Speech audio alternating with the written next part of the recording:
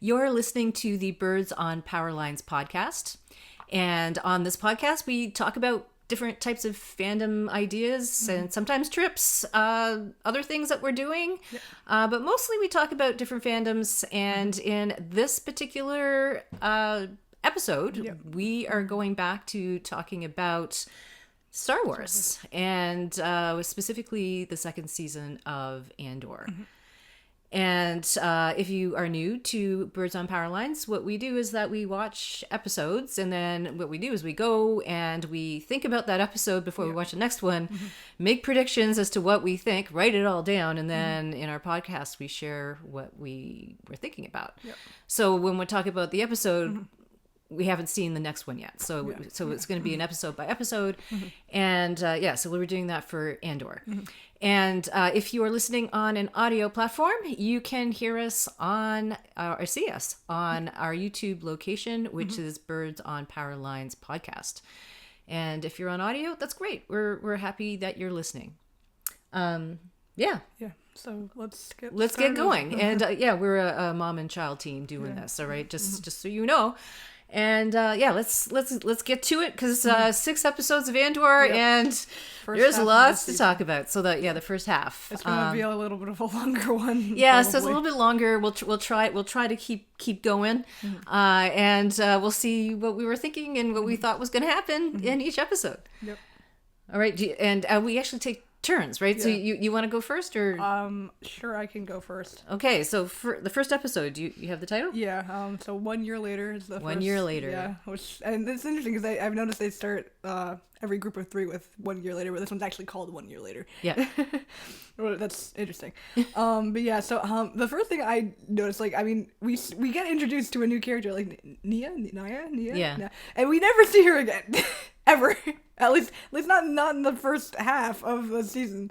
So, I even though we don't know what happens to her, I just wrote that, I hope that it's gonna be okay, given that, all the stuff that's happening in this series. I really hope that, that's the thing with this series, you never know. Either they're not okay, or you have no idea what happens to them, and I guess this one's the latter. I hope we see. How do they greet each other on the path? I wrote it down. I'll see you along the way. See you along the way. I'll see you. And then later, I was actually gonna say later. Either the next episode or later on this episode, I don't remember what it was. There was also a different character that said I'll see you along the road and stuff like that. I was wondering if that was rebellion code. I don't think it did. I don't think it ended up being that. I think it's just what non-Jedi people greet each other with. No, I just think it's just something they said. I don't even because always when you see that group of people, it's always may the force be with you, but I have not heard that at all. So I I don't know, but it's interesting. Maybe it is a rebellion thing. I don't know, but when somebody who isn't said that as well. So I know we looked at each other. We were like, who was that person? No, it was. Anyways, I can't remember who it was, but I just know we looked at each other. It was the Imperial officer. That guy. He met an end. Okay, that guy. Bix finished him off. I even wrote down with that. I wrote that's it seems really similar to this is the way, or may the force be with you. That's in the second episode, right? Or in the first of the. Yeah, I think okay. Either way. Alrighty. It's not. And then another thing I wrote is I actually thought originally it was a TIE Interceptor that Cassian stole, but no, it actually is a TIE Avenger. But which is a precursor. I looked on the wiki page. It's Wikipedia. That's fun. That's our best friend right now. It's actually a precursor to the TIE Interceptor, which we see in Star Wars Rebels, the animated series, or briefly in Jedi Fallen Order, which is one of the video games. To me, it's just a cool ship. Yeah.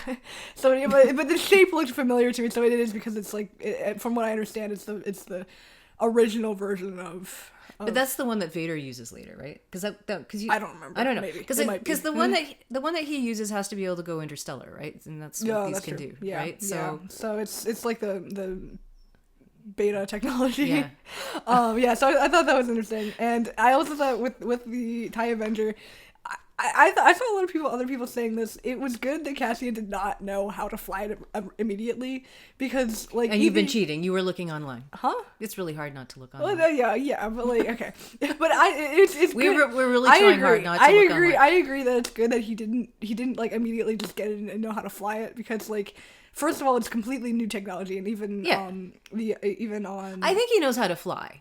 Yeah, probably. But I think that this was just so new that it was just like, what the hell is it's this good thing to see doing? someone struggle with that sometimes. Yeah. Because it seems like everyone just knows how to fly anything. Yeah. Which is unrealistic.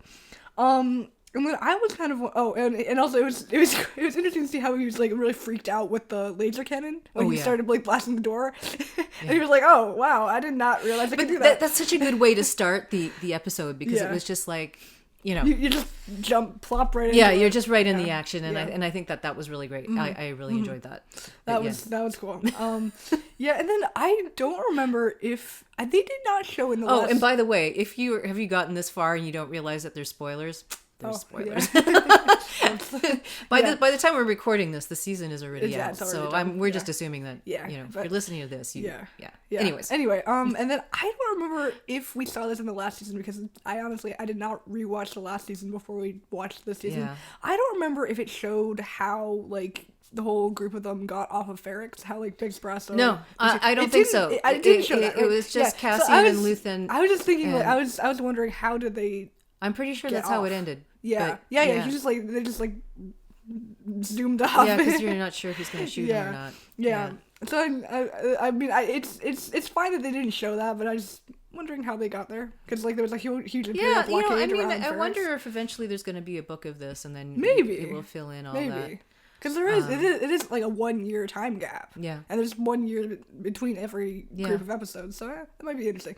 But I was glad that, and I'm gonna say this later on. I was glad that they brought B2 with them, because B2. But now I'm like, it's everybody's favorite droid in this series. Yeah, right? I was worried. You have to have some droids. But... I was worried he'd be left behind. Now. Yeah, you're not on that episode yet. Yeah. But yeah, and then at this point we're like, yay, me too.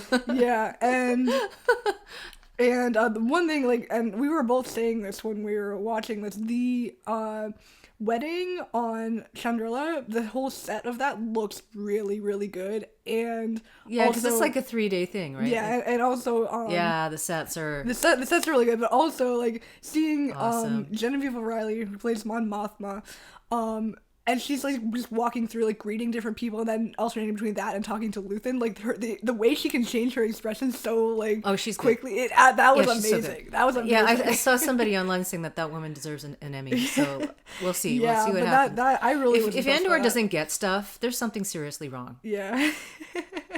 I'll just put that out there. I thought that was really impressive. Like, really? Like, just because it's science fiction, you're not going to give it stuff? Like, really? Yeah. Honestly.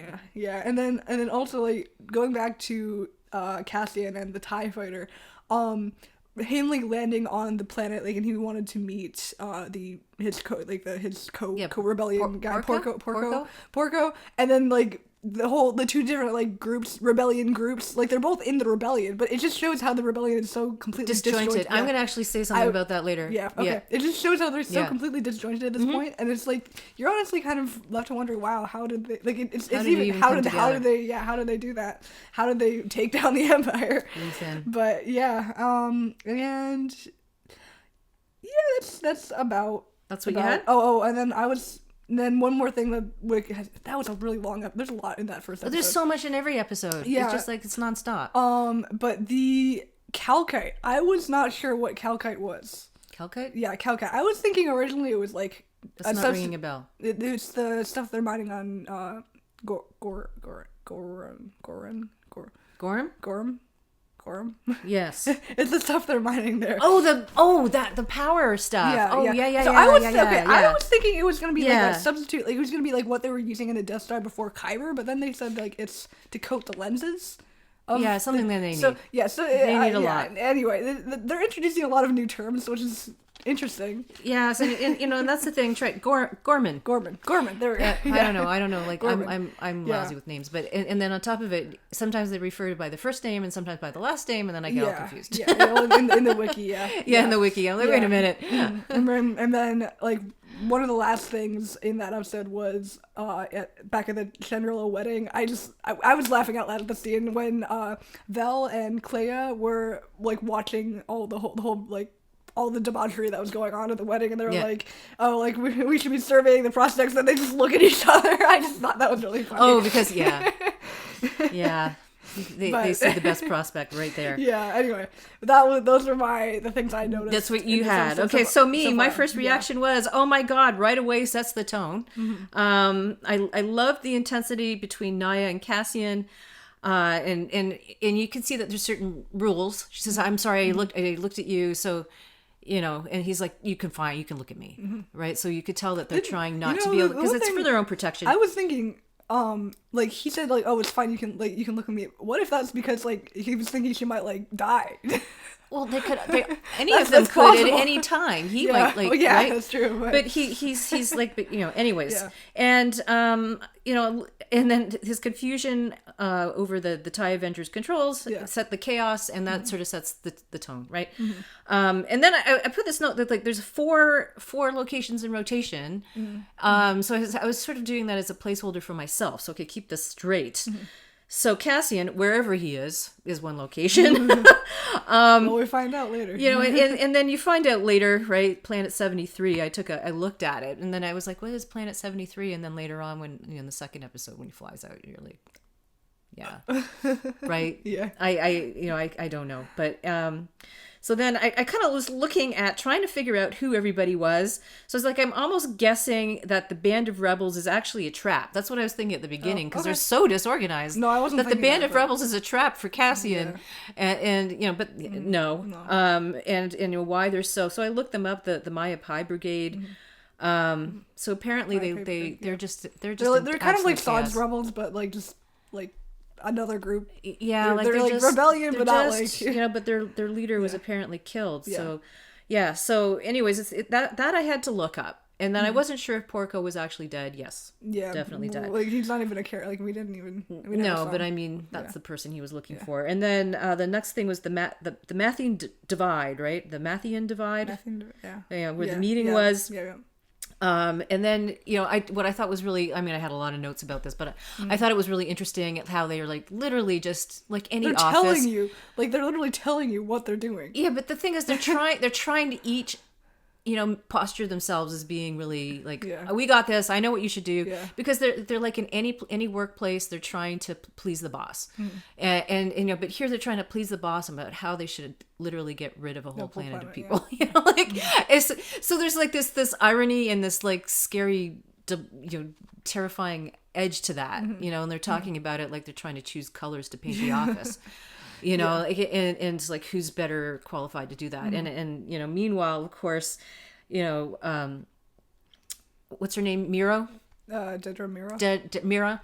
I know it's Dedra, but Dedra Mira is and she's so good, right? But her character says nothing, and and then you can really see like how evil she is, right? She's like literally saying, all of this is not going to lead you anywhere, and what you need to do is like have them implode from the inside, basically, right? And set them up, and that's how you do it. And then you see how the whole idea of using social media or basically propaganda to try and win everybody, put everybody over on your side, and then they don't care about what you're doing to them, right? So it's like othering, it's just like really, and I mean it's interesting to see that part because growing up with Star Wars. You don't really think about how is it that they could get a whole empire of people just to follow along with that.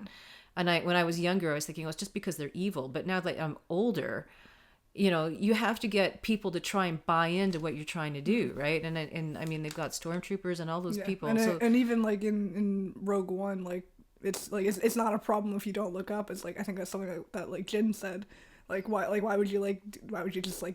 Are you fine to just like let them do this? Well, it's not a problem if you don't look up. Yeah, and that's the thing, right? Like, and I guess that's kind of how it goes, right? Then the other thing is what's going on Mina Rao, right? Bix's nightmare starting off. I kind of figured that was a nightmare, but so it reminds us, so she has PTSD. Definitely. And the intensity there, and you know that guy, Dr. Gorst, is still a threat. Yeah. You know, so looking at that and the Empire arriving and worrying that they're going to be caught really puts the edge on that. I really like that.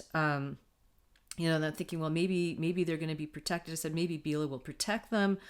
I don't know. And then I said, Empire arrives to the Outer Rim, totally in danger. Then Mothma Estate, the wedding party. Really trying to remember who everybody is at this point, because we didn't watch the first season again. We probably should and then trying to remember. At least rewatch episode 10 or something. But we got caught up. We got it. We got it. Yeah. So I sort of put notes to myself, right? So, you know, Vel is the cousin. I was thinking, is she the sister? Is the cousin? She's the cousin, right? And, you know, that whole thing going on there. And then, you know, you're really taken back into that whole thing about Mon Mothma's finances. And then I remembered, the wedding is essentially, you know, like, I did this for you. I did this for you. And meanwhile, I have this son and we want to have a wedding, you know, and you've got a kid, right? So, so she's, you know, if you think about what she's doing for the Empire, but then, I mean, her daughter is like, Laya, is that her name? Yeah. I remembered how badly she was treating her mother in the first season. So in a way, I don't feel bad, but as a mother, you would be like, you know, I'm, you know, allowing my child to do this. And you can tell, like in the other episodes, that the parents, they're not happy in their situation. So you're wondering, like, so I don't know. It's just like it's cultural and it's tradition. So, you know, so hopefully, so I said, hopefully her diversion for the lost credits is still hidden. But I'm figuring something bad is going to happen from that. So I already said something is going to go wrong with Tay, because you could tell he's already thinking of extorting them. Yeah. Right. So, you know, and that's not going to end well for him. I already was thinking that that's not good. Anyways, and then I didn't, you know, you see Lyda, like, he's not holding my hand, and like, oh my God. I'm like, girl, I don't feel sorry for you. Right? So there's that whole thing. Anyways. I just feel like everyone in that situation is like a victim of their circumstance, you know, in a way. So anyway, so the first episode did not disappoint, so I was very excited. So second episode. Moving right along. So the way we do this is that we sort of alternate who does it first. So if you haven't done that before, so the second episode is, I can't pronounce it. Sangronatima. I know I've butchered it. It's okay. So, none of us speak Central. So I really liked how you could see Cassian still biding his time with that crazy band of rebels that are trying to kill each other for some reason. I still don't really know why they had to decide to kill each other. They don't have a leader now. But still, people. I mean, they're on the same side.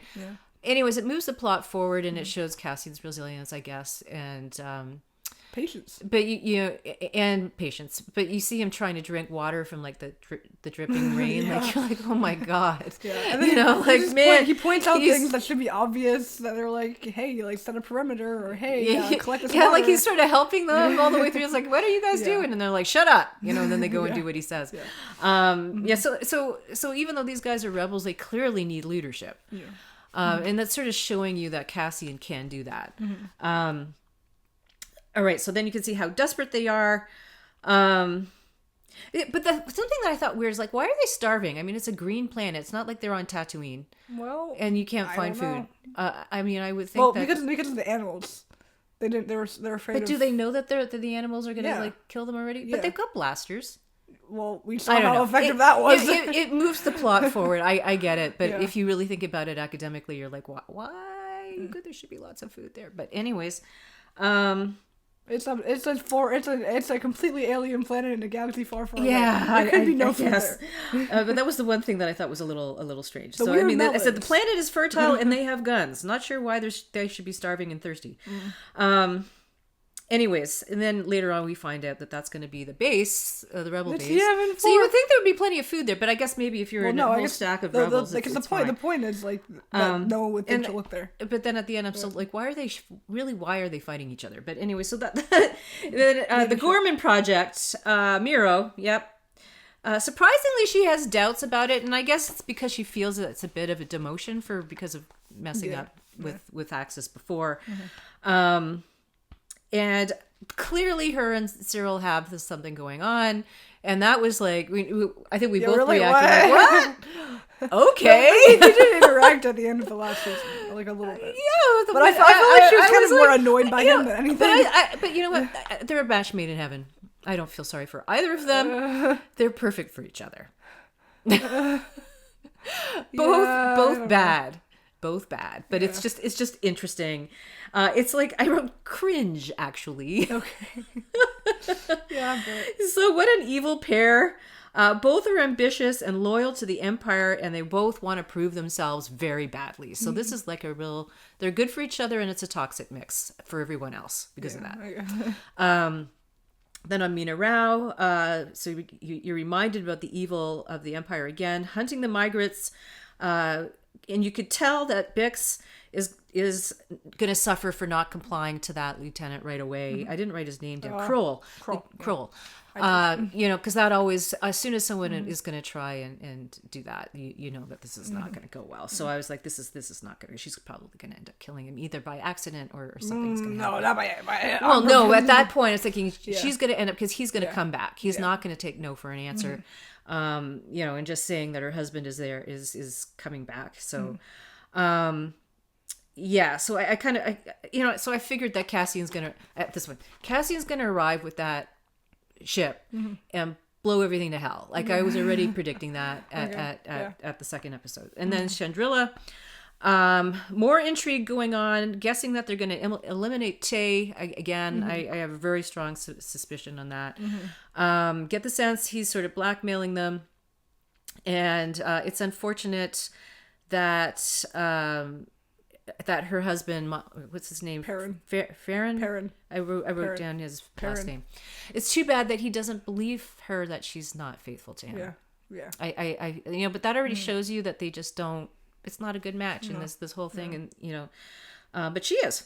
And then his toast was kind of weird. It was kind of negative, right? A little depressing for a while. He's like focusing on all the negatives, so you sort of get that.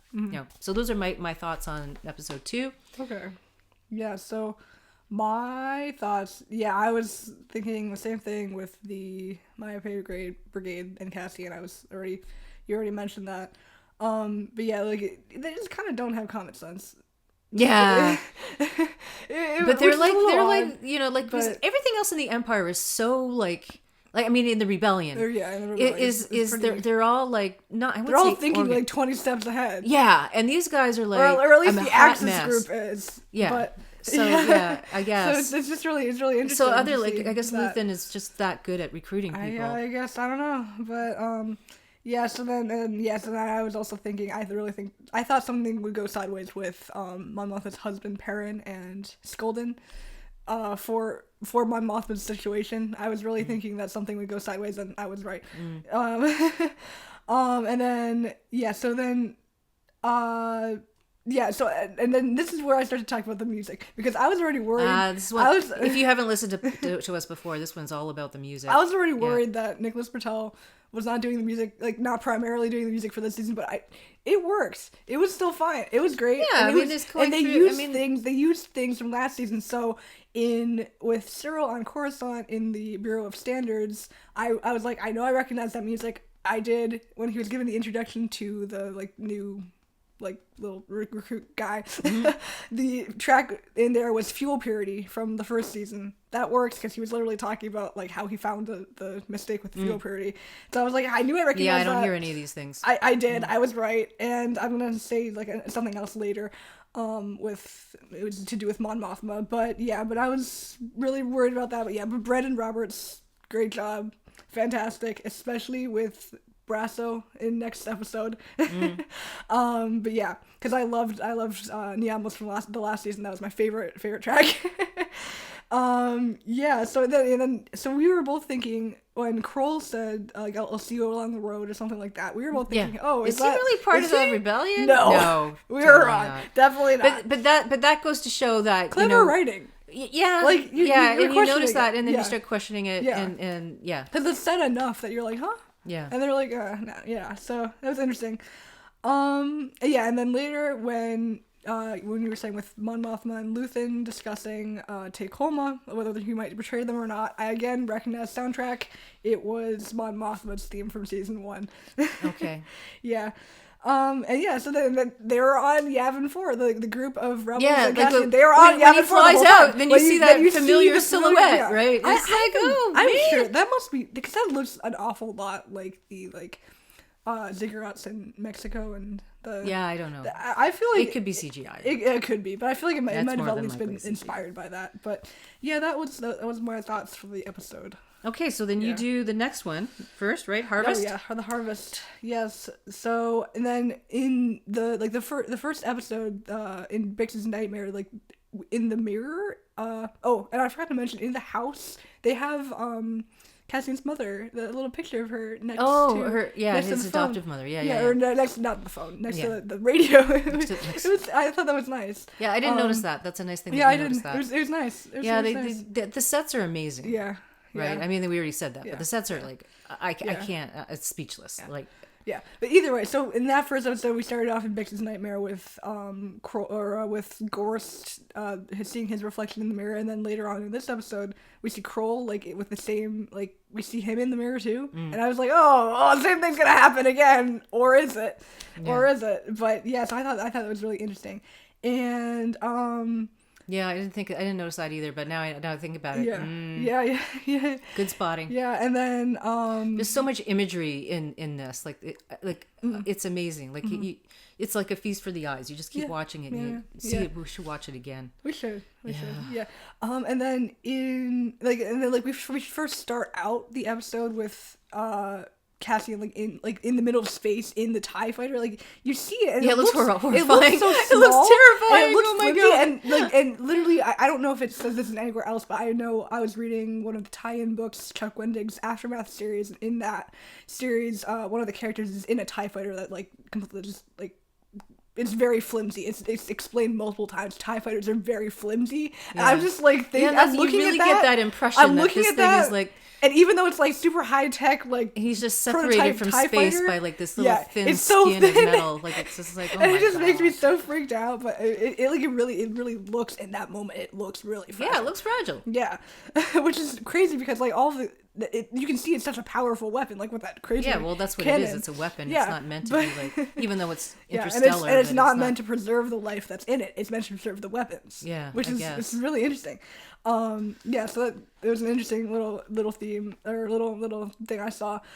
And then again, going back to Mina Rao, I kept worrying they're gonna leave B2 because they sent him off, and I think they left him. I don't think we're gonna see him again. I think we're done with B2. But at least he's with someone who will take care of him. But I'm just we have to find out what happens to him. I really hope we see. Yeah, I don't know. I really hope. And if you've already seen the end of the series, I have a feeling the trajectory is not going to go that way. We have not yet seen the end. We've literally just watched. Yeah, we just finished, episodes, so we don't know. Yeah, so I really. But by the time you see this, we will know. Yeah. But we don't know yet. And then going back to the wedding on Chandrila, I'm honestly wondering what Mon Mothma's daughter is going to do when it's exposed, because obviously we know at some point it's exposed that Mon Mothma's funding the rebellion. She's one of the she's not gonna care. I don't know. That girl's not gonna care. I don't know. She doesn't care what her mother because is. I feel like she's not gonna worry about her mother. I feel like she's really no way that one is gonna. Okay, I don't know, but I feel like she's acting out. She's acting out because that one is one of those kids. No. I don't know. No. Maybe maybe not. I don't know. She's not gonna give a crap. Okay, never mind. She's probably gonna be more embarrassed by her mother than anything else. Yeah, I don't know, maybe. Unless I'm completely misreading that kid, but no. I don't know. No. I don't know, but. Yeah, but anyway, I thought it was just spoiled brat. Really, okay. I thought it was really interesting that we got to see, and especially, I'm noticing Andor is introducing a lot of new, either planets, cultures, and languages. Yeah, that's concepts. Really cool how they did that whole wedding thing. The wedding. Yeah, that wedding. Was really interesting. So we saw the whole thing. And then that whole rave at the end. Yeah, we saw the whole thing, and it was so interesting. Yeah, I'm down for that. That was cool, and it's just interesting that the contrast between the tradition of the wedding and those rites that they do, and the circle and the whole 9 yards, and then that and the whole then that dance thing at the dance party at the end, right? Just okay, but I guess guess if you look at our wedding traditions too, a lot of people hold on to traditions that we've been doing for centuries, and then it's like crazy same thing. Stuff, yeah. But it just seeing another culture do it is interesting. and it's like really like you could see like they did a really good job. Like there's like Andor, it's all thought out. Sweet. This the whole series. It's perfection. I honestly, right? Yeah. And then I didn't mention in the last episode, but between the last episode and this one, I was predicting that like Dedra and Cyril, like, because they were saying like, oh, pretend that I didn't get here yet, or whatever, and I was right that they were dreading Edie, his mother. But that's an interesting. Because they're just talking about, because we're talking about the wedding, and then with Cyril and Dedra, they're like having the mother-in-law over, like you know what I mean. So I mean, it's an interesting little parallel that's going on. Like they're so like, because like of course like we write what we know, right? So it's things that anyone would know, but it's just put in a completely different especially slightly different frame. And like they're trying to make us feel like, I don't know if they're trying to make us feel like they're a little bit more human, but I still think like bit. I don't whatever bit, but that whole thing with Cyril on the bed, my annoyance, it's like my mother is making me insane. my annoyance with honestly, I feel like my annoyance with Edie is higher than my annoyance with Cyril and Dedra. Really? Yeah. She's like mother-in-law from hell, but I so like ex-boyfriend's mother was like that. I can feel for him. I went through kind of like ex-boyfriend's mother. In context, like the meme itself with Cyril just on the bed face down, just like completely done. It was funny out of context, but now that you see the context, it's even funnier in context. But you know what? Room. I still don't feel for that guy. Like I don't. I'm still hoping the guy. I'm still hoping you're still holding onto this thread that he's going to turn good in the end. Yeah. No, but yet no. Because he's on the ground. He's with the Gorman friend. That's not in his nature. Yeah. No. Okay. Well, I don't know. I'm not buying it. We'll see. If I'm wrong, hoping. I will. It's not because I like him. But I do know in the first season, I did feel at one point he was going to turn and support the rebels. I know that I feel like he just needs like a little bit of a push, because the thing about him is that he needs someone telling him what to do, and I feel like he needs someone to praise him. That's what he needs. Yeah, I bet. I get a little that bit. guy. Yeah. Well, I mean, so, like, understandably, with a mother like that, if you say the right things to him, then it's just right now it's like Dedra and like the ISB and the Empire saying those things to him. But like I feel like if it's all about else, the show. Like I don't know. I don't know. But I even though Dedra's raised in a kinder block, I still like you could be raised in a kinder block and still not it's interesting we got some plot on how you're going to destroy a whole civilization of people. I mean there's a step that you have to get to before you do that, unless the Empire is like looking for potential people like that, and then I don't just know, like maybe. I mean, they do take nurture they take in like even like a lot of the like I know the stormtroopers like we saw in episode 7, like I think like Finn was like an orphan or something, right? Yeah. So they purposely target kids, which is interesting and kind of really because evil. they indoctrinate them. That's the whole. Yeah. That's what they do. Yeah. But and then is that it for you?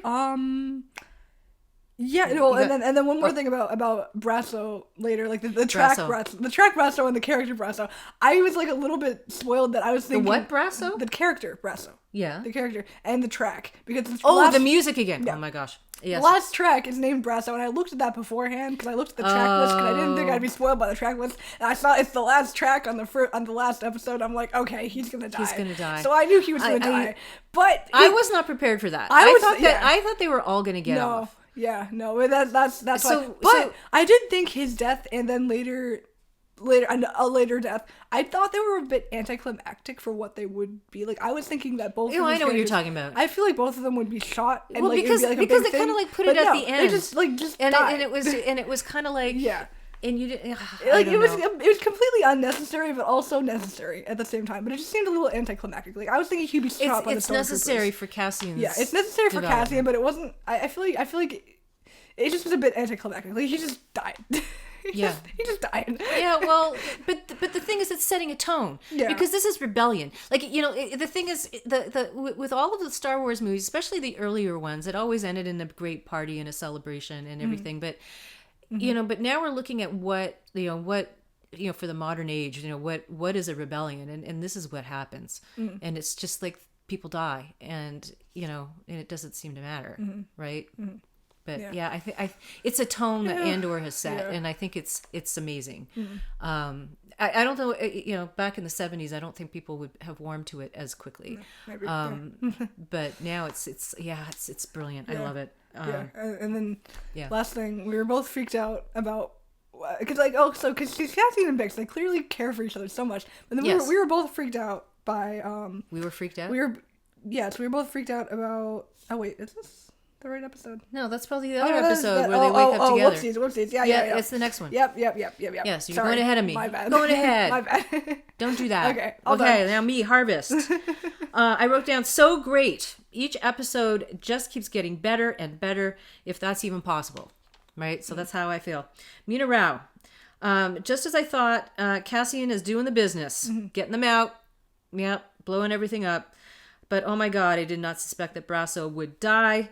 At least not yet. I thought maybe he might, but not, in the first year, right? And somehow I keep hoping they're going to get B2. I don't know, but I was so worried that he would get left behind, just like he was worried he was going to get left behind. Yeah. But at least he's left with somebody that will look after him. And that was the thing. And I don't know if I wrote this down, but that was the thing. I went, right before Brasso died, and he was accusing the what's his name, the farmer guy. I wrote it down. Kellen. There's too many characters. Kellen, he put that whole show on to protect him. Yeah, I was not thinking that. I thought about it afterwards, and he was just like, he's trying to make sure that they don't try to go after him. Yeah, because he put on this big show, and I was like, why is he putting on this big show? But that's why he put I on thought the he big was just show. genuinely angry. No, he was trying to make sure that he was trying to make him look like he's sympathetic to the Empire, so that they don't try to get after him. Yeah, and so he really sacrificed himself for those people that protected them for the past year, and I think that's why Kellen was just so stunned. Like that was the look. He was like, Kellen looked so stunned as to what was happening, and that's why he did it. And now it made sense when I'm thinking about it. But in the moment, I was like, oh, that guy ratted him out, and but why would he rat him out when he was like, yeah? So he didn't, and Brasso was trying to protect everybody. Okay, so that's what I had written down for about that. And then for Deidre Miro's home with Cyril, it was funny.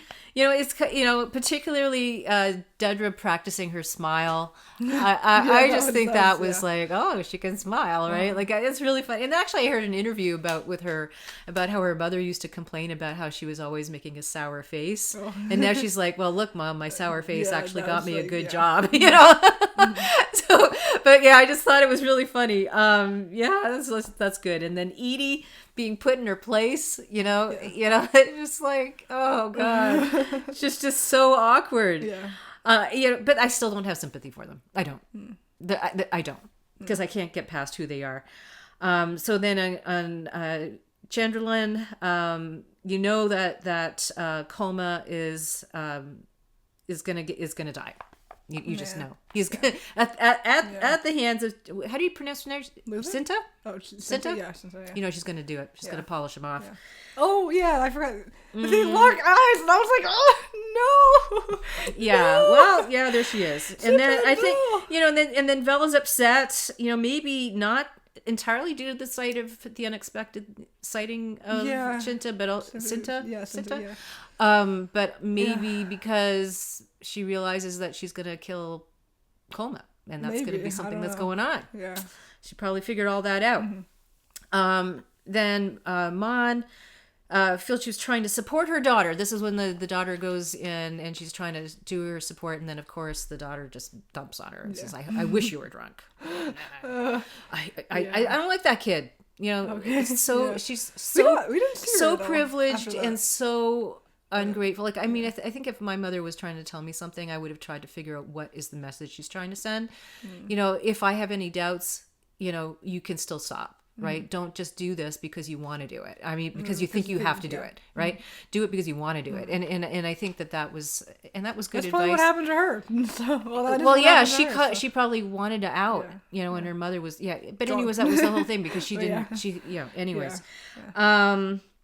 Interesting to see, what did I say here? Rune Skeldon actually nice to the mother-in-law. I thought, the in-laws now Yeah, because all the way through the wedding, she was being like really nasty to her, and then she wants to to Mon Mothma, and then and then at the rave thing, it's just like, why don't you come dancing, and encouraging her to do that. I thought, oh, okay, now you guys are best buds, cool, but so there was that. All right, so that's me for Harvest. Yeah. So am I first for Ever Been to Gorman? One more thing with that I forgot to mention, because I actually forgot to write it down, but I remembered in the intro theme, it was like tuning a radio, and I thought that was really interesting. Cause, like, radio, I thought that was interesting. And then it goes to the theme, like, the actual radio. That was interesting. Yeah, because that's one where they didn't do like music, right? So they did like that instead. But it was so I thought interesting. That was really cool. Yeah. Okay, so now with the second year, so Ever Been to Gorman, and this is now starting to remind me of Skeleton Crew, the titles of this. Yeah, we've all Ever been to Gorman. I ain't never heard of Noah N. Yeah, so I just thought, and by the way, we have a podcast on Skeleton Crew, so if you're interested, I'll put a link to that.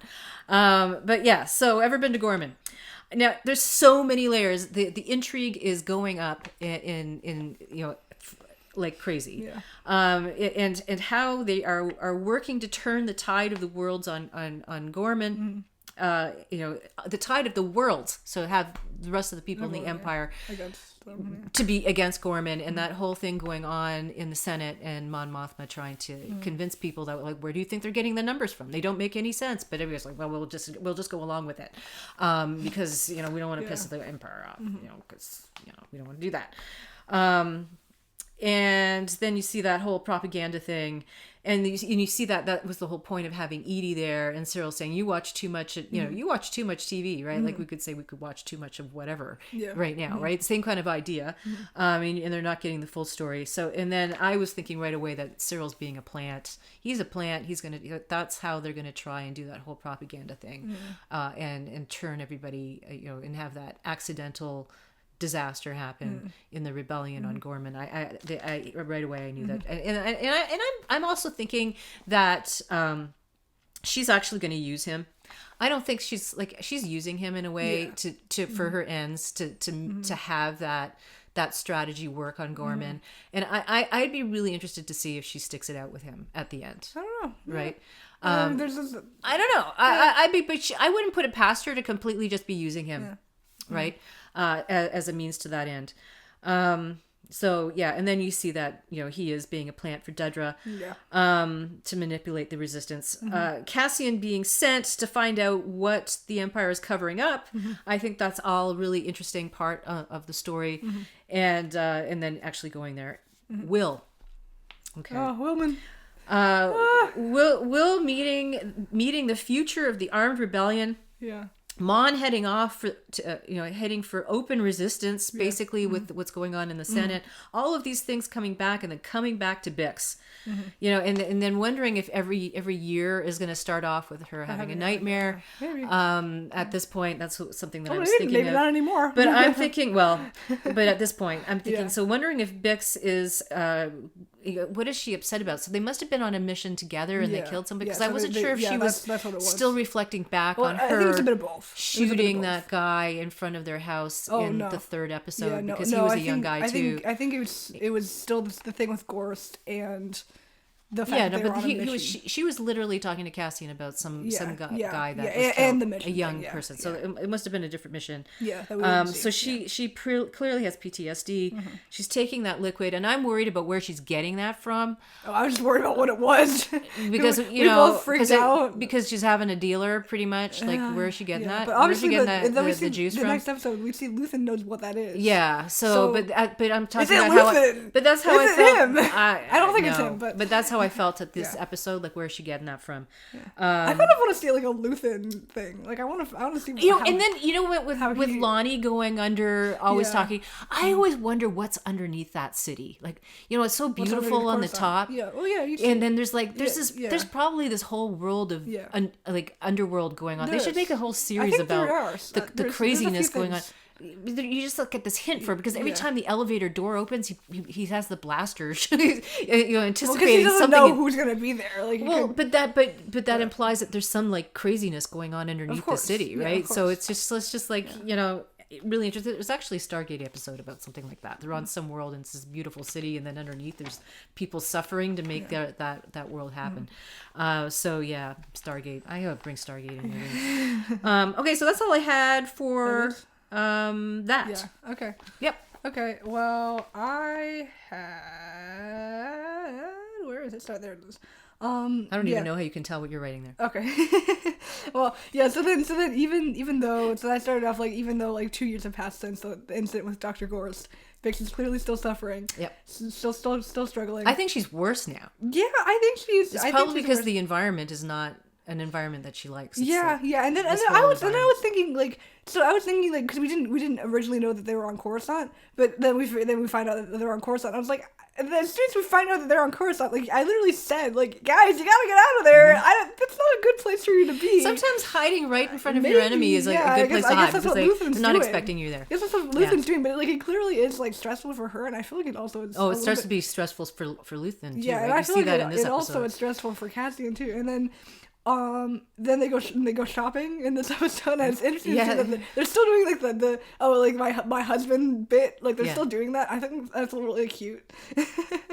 But and then yet again I wrote down, I really hope that Cyril will rebellion. He will do rebellion. Yeah.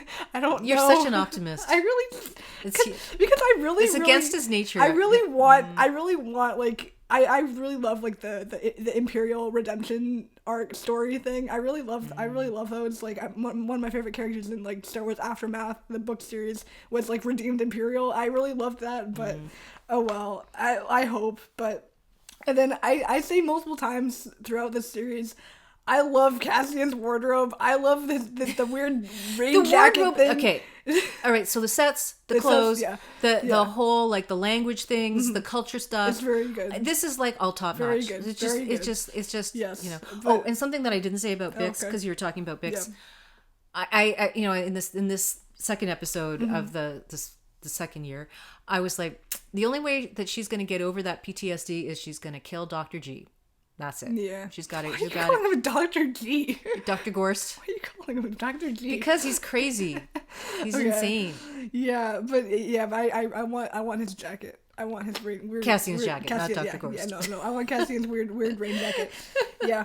And then we see like most Disney store. I don't think they're gonna sell. You don't think so? No. I don't know. Maybe. Cosplay. And then they clearly, like, both Cassian and Bix clearly very much care for each other. Of course. It's so much that, like, I feel like Bix is Cassian's motivation now. Yeah, but isn't this the episode where they wake up together? Yes. Yes, so that's the one where we looked at each other going, there is something going on there. Yes. So like, honestly, I'm really worried that something's gonna happen to her. I don't know. I'm not looking. I'm purposely not looking, but like if something does, that would be like. At least not that we're gonna see. I mean, it's obviously something eventually. Yeah. But But then also like so like there's the thing with Cassian, like really wants to protect her and like he expresses that, but then also Biggs is saying like, oh, I can do this. I'm stronger than you think I am. Yeah. And like yes she is, but also like she also is. Yes she is, and also no she's not. But then like also, but I just feel like there's a little bit of almost. But that's why it's hard for her to also get over things because she's not getting help. Right? Yeah. I mean that's the other thing, right? Especially with what she went through. Mm-hmm. And then like I feel like he's kind of he's being driven by the fact that he doesn't want the Empire to hurt any more people that he cares for, because like that happened to like his adoptive mom, his original planet, his sister. So I think he looks after everybody because he's substituting the fact that his sister isn't there. He can't get over the fact that he names that. She literally says, "I'm not your sister." Yeah. So that's interesting, but and then. Once again, I'm just honestly at this point in the series, I was really like confused by Cyril's motivations. Like, what is he doing? Is he acting? Is he acting? Is he not acting? Is he being manipulated? Playing his part well. What is he doing? He's playing his part well, and he's executing because he says that when he gets the praise from the Emperor or not the Emperor from the Empire from the Emperor from the like whatever Miro's boss is. Jedra's boss. I forgot his name. He says, "Oh, this is the greatest moment of my life," and she says, "I'm glad you're happy." Yeah. Oh my god! And then, like, that guy's totally not going to go to the. At that point, I was really predicting like he is going to. I was thinking he was going to be more directly involved, and he was going to be like Dedra's reckless rebel thing, but I guess he's not like quite as directly involved as I was thinking. Maybe later, I don't know. Yeah, I don't know. Yeah, and then also I was thinking like, what does Saw want with the Saw Gerrera, want with the Redonium and the fuel? Like, what they need power for the Empire. Yeah, they need power for the rebellion. For the rebellion. Yeah. So then I guess that's how the rebellion is powering their ships and stuff. But yeah, and then at the end we were both freaked out about what Bix was taking. I was honestly thinking that she was like, yeah, I didn't know, but I was really scared about what she was like, the weird blue stuff. What is it with blue liquids in Star Wars? Blue liquids, blue milk, blue whatever that is. I didn't notice that connection, but now that you mention it, yeah. Yeah. Weird blue liquids. Weird blue liquids. Blue milk in Cyril's cereal. Yeah, blue milk. Yeah. But yeah, so that's you for number 5? I'm worried about Wellman. I'm still worried about him. Yeah. I mean, I'm more worried about him now. So that's episode 5, right? Where he's at the end and he's doing the thing, right? Yeah. But then this one, I was already worried about him. Now I'm more worried about him. Okay, so that was that the 4th one or the 5th one that you just went? The 4th one. Okay. Yeah. So, are you going to do the beginning of the 5th one? Yeah, so you do the 5th one too. So let's, on that note, because you're still talking about the 5th one. Yeah, the 5th one.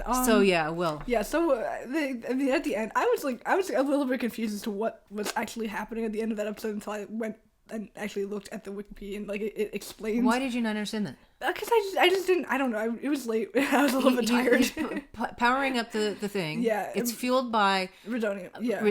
Well, no. Like the ending scene when like he's like maskless and just, like, so let's talk about it because I was actually gonna talk about that. Yeah. Okay. So this is episode 5. We didn't mention what the title is. I have friends everywhere. Yeah. Right? That's the rebel code. That's what it is. That's the rebel code. Well, yeah, because you Bell says that and Cassian says that. That's the rebel code. So I have friends everywhere. Yeah. That's what he says that when he goes to Gorman, right? Yeah. He says that at the travel agent. Travel agency, right? Yeah. So here. Will I say so? Let's talk about it now. Okay. Otherwise, I'm going to talk about it again. So what? So for me, let's just talk about it, right? So he takes off his mask. So at this point, I guess obviously you needed to look this up. Now we know why Saw Gerrera needs the vacuum thingy. He needs to because he's damaged his lungs. Yeah, because so basically this I figured, I guess because I'm a chemist, I'm thinking of all the things that happen, right? So it's obviously when you inhale stuff that's bad. Well, but it's like you know how gasoline has a smell to it, right? It has an odor to it, and it's benzene can burn you, right? So this is a more high octane. I was going to say like a more powerful version of what we would use for fuel, space fuel, and it is addictive as well, right? So I figured, well, this is. I don't think gasoline is addictive. No. Well.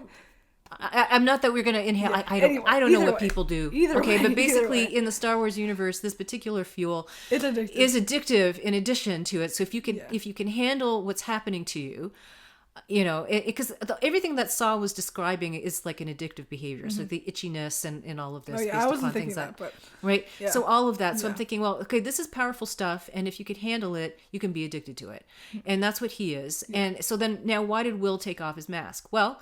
I was thinking, well, a couple of things. One, he knows he's not getting away, right? So he's now there. So you could say, well, he's like, maybe he's hoping he's going to die. You could say that, but maybe he's just so inspired by Saw. He's a young guy. He's now part of the rebellion. He's all in. And if he wants to be part of that group, he's going to go all in. Right. And I'm going to hazard a guess that everyone in Saw's group probably can hack it. Yeah. Right. Yeah.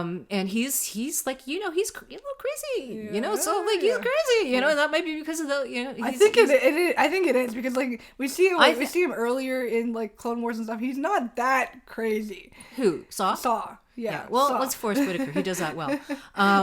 So yeah, like, and so I'm starting to think that I really think that that's why Will takes off his mask, because he is now seeing Saw as like. like the father he didn't have. Like, I don't know what his background is, but you know, this is he he's new this season, or was he there last season? He was there. He was the one that set up the bomb. Okay. Oh yeah. Okay. Yeah. Right. Okay. So yeah. So he's all in, and I think that's what he's doing. He wants to be like him. He's like, because he's like, what are you doing? How do you do that? And he's like, okay, I'm gonna do it. Like, so I think that's what happened. I was reading it as he was just scared and he just was going along with it. No, I don't think so. I think he understands what he's doing. Okay. And I think that I think it's really, I thought it was really powerful.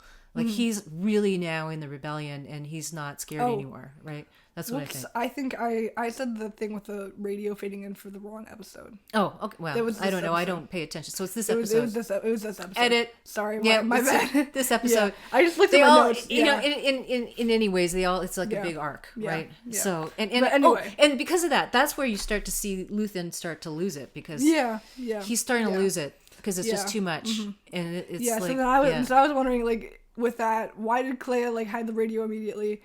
I was like, I was a little bit confused. Well, because you find out at the end. Yeah, and then we find out at the end because it was her suggestion. It was her and suggestion, she knew and he was going to freak out. And he didn't think it was right, and she was like, well. She wants to see if it's really going to be a problem. Yeah, didn't want to worry him needlessly. Right by the end of the episode, he's worried. Yeah, and I was a little bit confused when the ISB like walked in on Cyril and did like a whole like sweep, because he's working with the ISB. But I guess not everyone knows he's working with the ISB. But then also, because that's a secret. It's a secret project. I know. But was the ISB audit like a real, like, they just were sent, or the ISB sweep? They literally were just sent there because they found a listening device. I think it's a combination of things. I think there was like, also, or did someone like, or did they send? Did like because it send them there to have them sympathize with him? Yeah. So I have a feeling that was a combination. So, they probably knew that there was a listening device. So I wasn't sure if it was like a real thing or not. Yes and no, right? That's what I think. So I guess both. Yeah.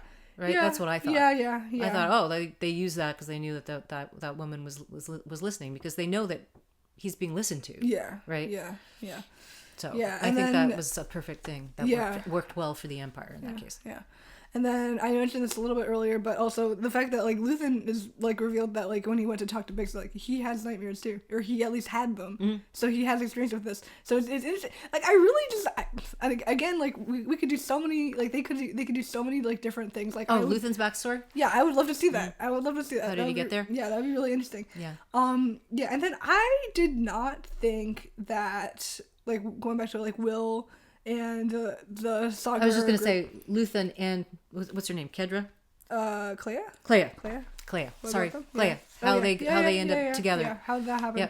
Yeah, but I did not think that Pluty, the guy that Will was teaching how to do the thing. I honestly, like, I didn't think he was like a spy. Yeah, I didn't actually think he was a spy. I thought they like planted stuff on him to make it look like he was a spy, and they just shot him because. Now, why would they have to plant anything on him? I don't know. Just to convince Will? I don't Will know. thought he was dead. I don't know.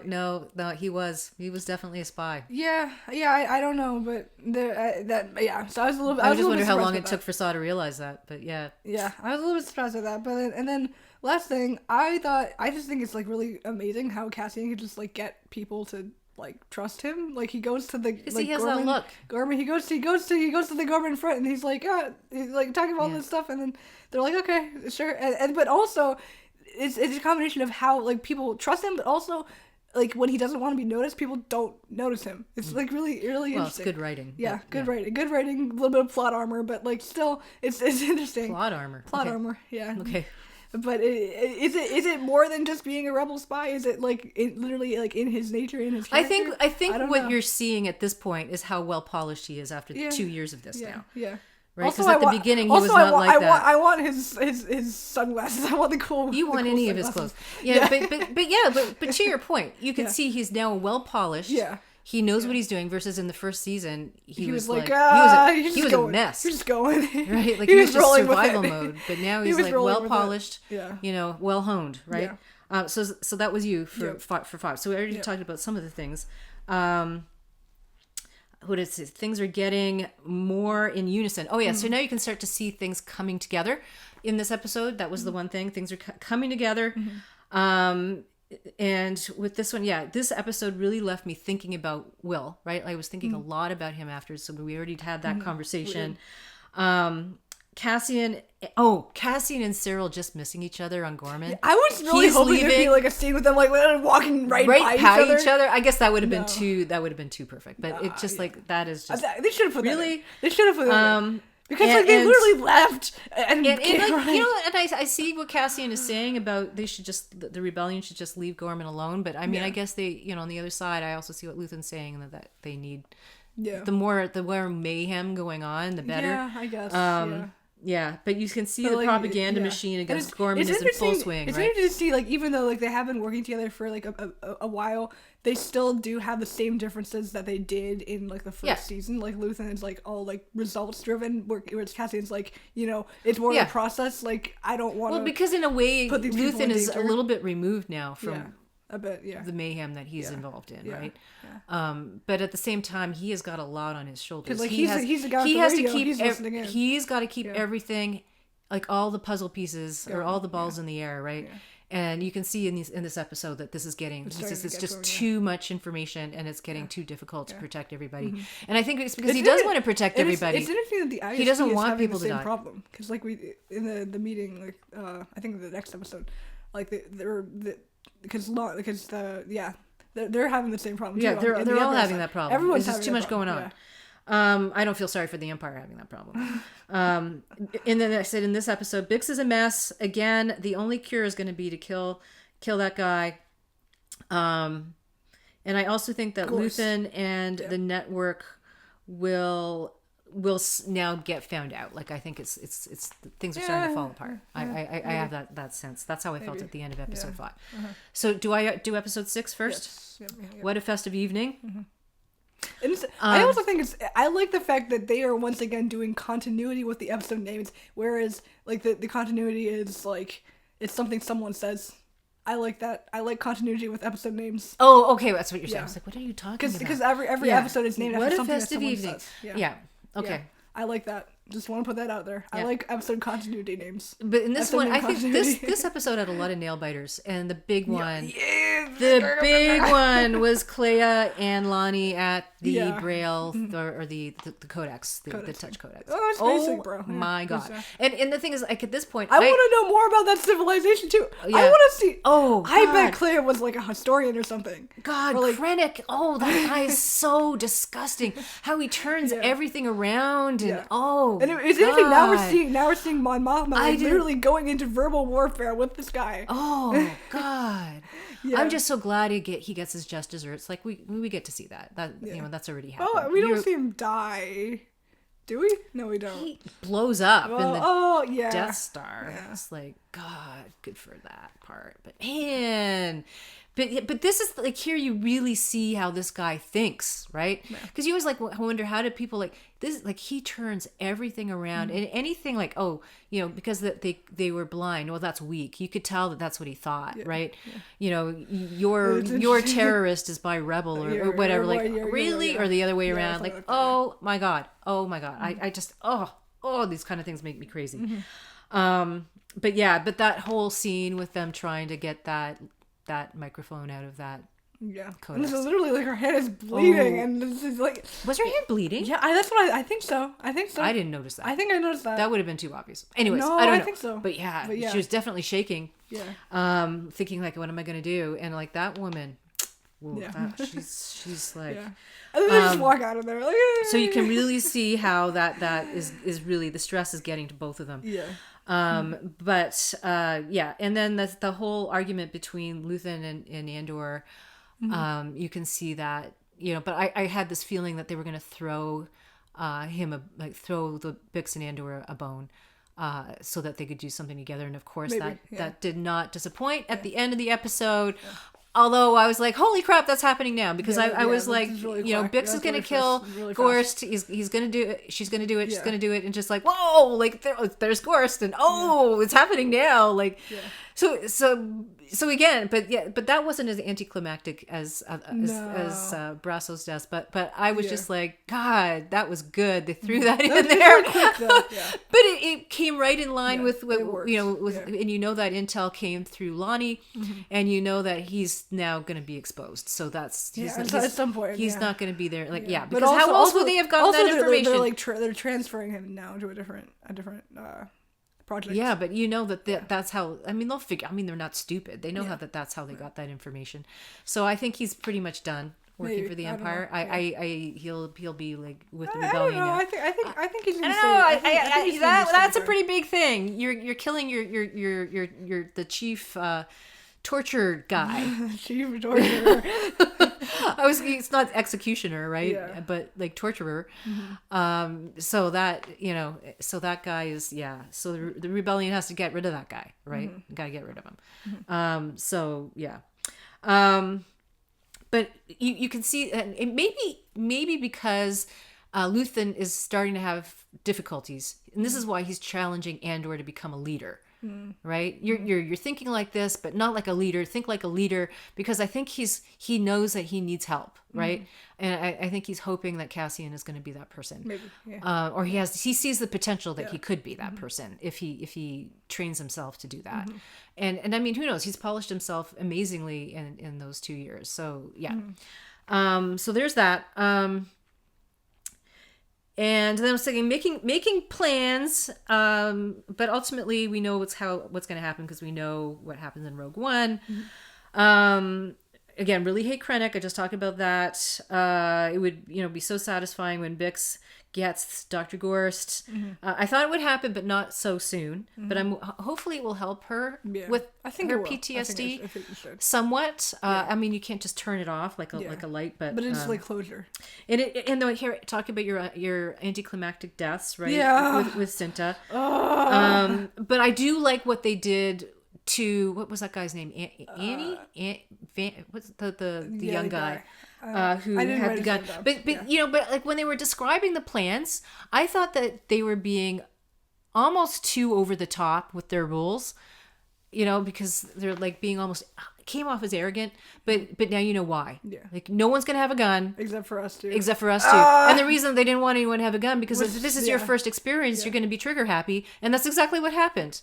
So that made sense. And unfortunately, it was entirely preventable. I had entirely preventable. Yeah, I'll talk about this, but yeah. But yeah, so that was that. That was that. And that's all I had to say.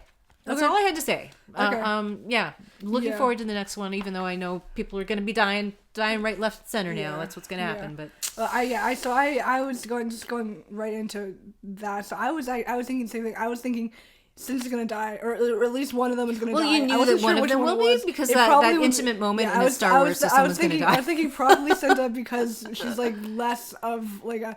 She's less of a main major.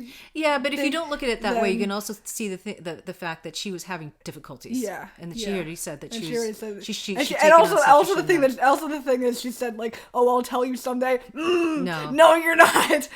But yeah, so like that was entirely preventable. But also I felt a little bit anticlimactic, but also it did work. Like, because I was like immediately think, oh, they're gonna be shot by the Empire. No, they're not shot. Yeah, it was an accident. So it was like, it makes it even more tragic, honestly. Yeah. But like, it was entirely. That's what her speech was, and I think that even though the death was sort of anticlimactic, I think the speech worked. Yeah. You don't know who you just killed. Yeah. And I'm gonna let you know who she is. Yeah. So I think that was good. I thought that was good. Yeah. Right. Yeah. Yeah. So then I was saying, and then I was going to say, starting off with the main title theme for this one. Oh, back to the music. Yeah, I thought it sounded really similar to episode 6 of season 2, to episode 4 of season 1, because of like the driving drums and stuff. Okay. And episode cool. Yeah. Okay. And then I also connected a little bit to episode 3 of season 1 kind of like it's not, or I'm sorry, episode 3 of season 2. It like even though they didn't sound different, like episode 3 was like really. And just so you know, this one has the soundtrack, and that's what they're. Yeah. This is like this was listening to the soundtrack. Really big, like swelling orchestral one, and this was not episode. This one was not, but like it sounded really similar to me to episode 4 of season 1. Okay. Which was interesting because both episode 4 of season 1 and this episode both have heists. So episode 4 of season 1 was the heist. So maybe that's why. Yeah. So I don't know. The music is good, but it just sounded like it's not exactly the same, but it reminds you of it. Yeah, it reminded me of that. Cool. Yeah. So interesting. And I thought it was, so Cassian still doesn't 100% trust Luthen. No. Yeah, so and I was saying, I think he sees Gorman like he sees Ferrex, because they're both have been like, both are being like crushed under the Empire and stuff, and he doesn't want the people on Gorman to have to suffer like the people on Ferrex. Of course. Did. Yeah. So I mean, there's that whole thing. I really think he's seeing this over and over and over. Well, he was still really young, but I mean, as an adult, he knows what happened to his planet. No, Ferrex where he's... Yeah, where he's born. No, Ferrex is not where he's born. Yeah, that's right. Yeah. No, but I'm thinking about his homeworld, because his homeworld was completely destroyed by the Empire. Yeah. Right? Yeah, Ferrex is where he was brought up. But yeah. That's what I think, because with his home, like all the adults were gone because they also did some sort of mining. Mining, yeah. Right? So, I mean, we don't know that yet. Yeah. I mean, we know that they want to do that because of the plan, but he doesn't know that yet. But it's just interesting. But there's an interesting parallel that's going on there, and if we bring it up, I have a feeling that he's going to see that parallel. Yeah. Eventually, he's going to see why they have that base there, why they're putting that armor there, right? Yeah. In anticipation of the rise up of the people when they realize their planet is being destroyed. Yeah, and then I said once again, I am pretty sure that something's going to happen to Bix. I don't know if she's going to die, but I think something bad's going to happen to her. Somehow I don't think so. I don't know, but just because Cassian wants to protect her so badly that I feel like something's going to happen. I don't think so. I don't know. Maybe. I think she's going to be fine. I don't know. But, yeah, and then, so once again, I did not, like, I was expecting something to happen to Cinta, but I also kind of feel with her death and also with Brasso's death, I feel like they were a little anticlimactic. Yeah, but at least with the when Brasso died, they had that the whole. Really, like, they showed them they showed Cassian's face. Yeah, and that was. I feel like it partially wasn't given quite enough time, but then also it was with like the scene in the carrier after. Yeah, it was like it was and it wasn't, like the scene itself wasn't given enough time, but I think the fact that they stretched I really feel like it's good. Because this is rebellion and people are going to be dying. Yeah, people are going to be dying. Yeah, and it's just another person in the rebellion. It's because it's the cause. It's the cause. Wanted them to be happy, and I'm just like, I just really want these people to be happy. But that's the tone of Andor. This is not a fairy tale, right? And that's the point, right? Yeah. I think that's what's going on here, and I appreciate that. Like I think they but yeah. And I liked so I think we're done now, right? With episode, we're not. Yeah, okay. No, last thing. Clay is just so cool. She's so cool. She's really cool. And by the way, Clay is just cool. She's cool. She's really cool. I hope nothing bad happens to her. She's awesome. Yeah. Yeah, I don't think Bix and Clea, I think those two are survivors. Yeah. I would love to know a bit more about Clea and Luthen. I really think she must have been like a historian or something, because she knows so much of this stuff, and she generally I think she's like a Cassian. I really do. She's like a Cassian. Yeah, like I really there's a she's got it's just that she's there's a reason there's something happened there. Yeah. And there's a reason, and she's like in control. Like I mean, I know Luthen is running things. Yeah. But ultimately, she's the one. She's got all the radio. She's the one that's got all of the. She's the one that's keeping all the balls. Yeah, and he asked her, "Oh, did anything happen today?" He makes the final decisions, but she's really that person, right? So very like but willing to be like, and and then she argues with him too. Like you wouldn't have agreed if you didn't think it was a good idea, right? With that microphone, but so yeah. And then, what are we gonna do? Well, we're gonna be prepared. We're gonna be prepared. That's what we're gonna do. And it's just like, I'd love to know more about that. Like, but the thing is, with the female characters, we don't often get the backstory. I mean, as much as I love Andor, but there's a lot of female characters that are just as interesting. You know what I'm saying? Yeah. I guess this one we are kind of getting Mon Mothma back to. Well, you are, but bit. Mon Mothma is like a through line, right? Yeah. But yeah. Anyway. Cool. Yeah. So that's our review of the first 6 episodes. Not our review, but our thoughts that we had. And we're going to continue with the next 6 or the last 6 and see what we'll do after that. But I think we're also going to do a bit more Doctor Who. So if you're into Doctor Who, we have podcasts on that. Do you think we're going to see K2SO? I hope we do. I hope we do. Because we have to. Yeah, we will. We must because they have because I don't know. I don't know. But also I need to see what happens to B2. I'm so sad. They left him. I don't think we're gonna. I'm sorry to disappoint you, but I don't think we're gonna know. Yeah. Okay. Anyway. All right. So that's the end of this podcast, and as always, we want to thank you for listening. Especially if you got to the end. Yeah. And this is a long one. This is a long one, but we had fun. Yep. And as always, thank you for being part of the Birds on Power Lines podcast.